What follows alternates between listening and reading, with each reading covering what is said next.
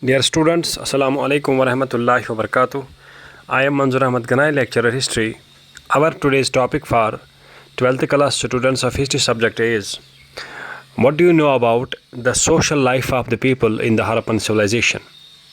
Dear students, as we know that the only source with the help of which we are able to know about various fields of life of people in the Harappan civilization is the archaeological source. Though written material is also available to us, but the written material is in a pictographic shape. The historians have not been able to decipher it or understand it. Therefore, the only source with the help of which we know about the different fields of life of people in the Harappan civilization is the archaeological source. On the basis of research and analysis of various archaeological findings in the Harappan civilization, historians have been able to understand some basic features of the life of the people of the social life of the people of Harappan civilization, which are as under. Number one, family was the basic unit of the society, means that the society got its birth from a family, which means that first there is a family, then several families joined together, formed a village, several villages joined together and formed a town, and therefore a society came into being. And therefore the society got its origin from a family. That is what we say, family was the basic unit of the society. Historians also believe that there was perhaps a joint family system, which they have been able to understand from various archaeological excavations. Number two, the archaeological findings reveal that society was divided into three classes. The upper class, means the richest class; middle class, means the class which was neither rich nor poor, was an intermediate class; and the lower class, means the lowest class or the poor class of the society. This is on the basis of excavations that archaeologists and historians have been able to understand that there are perhaps these three classes of society, that is upper class, middle class, and lower class.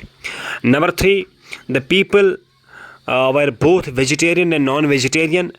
As the historians have found, archaeologists have found the remains of wheat, barley, pulses, rice, bajra, and the bones of sheep, goat, buffalo, fish, dates, etc.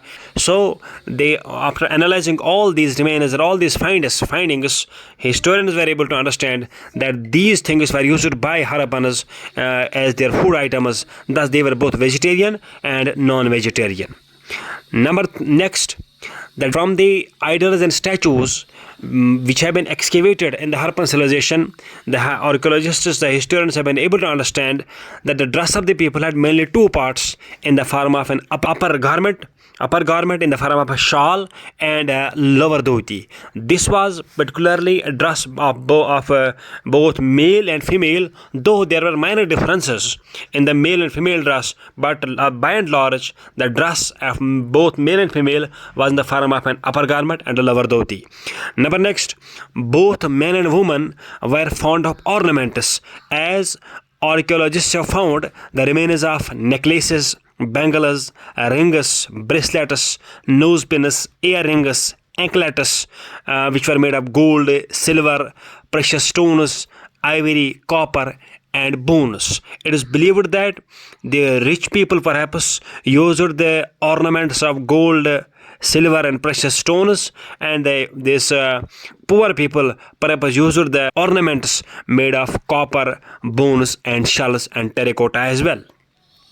Next, hunting, fishing, dancing, music, drum playing, animal fight were perhaps the main source of entertainment of the Harappans, as hunting scenes, fishing scenes, dancing scenes, this animal fight scenes were sculptured by Harappans and on different parts of their civilization, on walls, on seals, and on the other parts of the civilization.